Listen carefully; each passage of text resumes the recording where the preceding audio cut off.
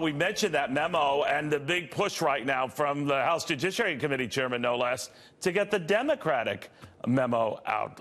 Take a look at this. They have a memo they want released. Do you think Republicans should allow its release? The president should declassify their memo, get it all out there.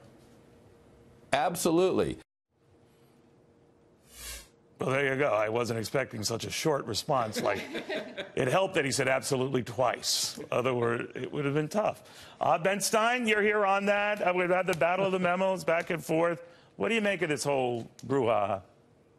I make of it the fact that the media has disgraced itself. The media is supposed to be pushing to have all the news put out there, and they've been fighting against this Fisa Memo news to be put out, and it's been a disgrace to the media, and the media has shown itself once again, the mainstream media, not Fox, of course, has shown itself once again to be the captive of the kidnapped captive of the Democrat Party, and it's just a disgrace how they've refused to bow to the needs of the people to know.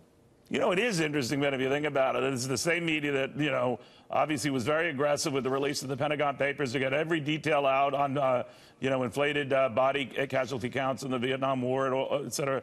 And that, in retrospect, was a good thing to learn and a good thing to know. And now if we subscribe to the view today, we're simply questioning the institution was verboten. We'd never have learned that. Now, I know the FBI example is a little bit different, but what is wrong with finding out how an investigation starts or what triggers it? And I talked to a number of Democratic congressmen in the last hour and a half who tell me, well, I cannot believe, Neil, that this was the only means by which that FISA, you know, order was granted.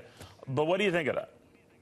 I think of the fact that the Democrats will do anything to keep the truth from coming out. The truth is that there has been a conspiracy so immense it defies imagination, a conspiracy so immense against the truth, a conspiracy against the Republican Party and against the people who elected Donald Trump. This has been a conspiracy to actually reverse the results of the election. It has been almost a attempted coup d'etat. It is a frightening situation, let me ask you real and the media quickly, has played along with it. I'm sorry to jump on you there, but there's been talk that Rod Rosenstein might be canned. The president is not a fan of his. He's the only surviving person in this memo, if you will, still in a job.